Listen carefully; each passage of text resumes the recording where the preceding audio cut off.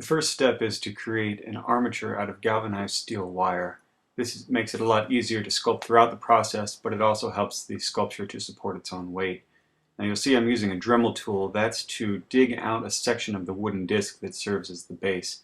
That means that even though the wire goes into the disc and comes out on the bottom, it will still be able to sink in there so that it will lie flat. Here I've already started filling out the figure of Psylocke. I'm using a compound called Super Sculpting. You're probably familiar with it. I've been sculpting with it ever since I was a kid. I actually tend to prefer the Super Sculpting Firm, which is a slightly denser material and is an opaque gray. But in this case, I had to do this very, very quickly. And since Super Sculpting is a little bit softer, it's much, much easier to work with.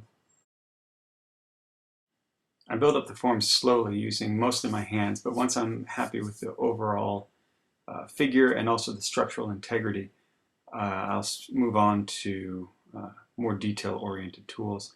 These can be anything from a stylus to a dental pick. It really just depends on what kind of effect you need in the clay. At the end, what I usually end up doing is brushing it down with some kind of solvent.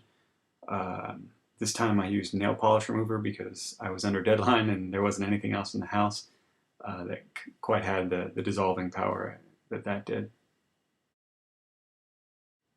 As you can see, the figure starts to take shape pretty quickly, but what really takes most of the time is making sure that all the details are correct. So as you'll see, as I keep going, it doesn't look like there's much progress being made, but what you can't see is that all the tiny little details, from the eyes to the way the hair falls to the way the belt hugs around the hips, it's all these very, very slight details that will, make it look like it's finished, whereas if they weren't there, it would look more like a roughed out sculpture. Now sometimes that's what you want to go for, but in this case I really wanted a smooth look. At this point, Psylocke is finished. She's already been baked, and she'll get baked again once Wolverine is done. But as you can see, when I first started on Wolverine, I used Super Sculpting Firm, which is the gray opaque material, but it is harder to work with, and so I switched to the Super Sculpting, which is a pale peach and mimics Caucasian skin pretty well.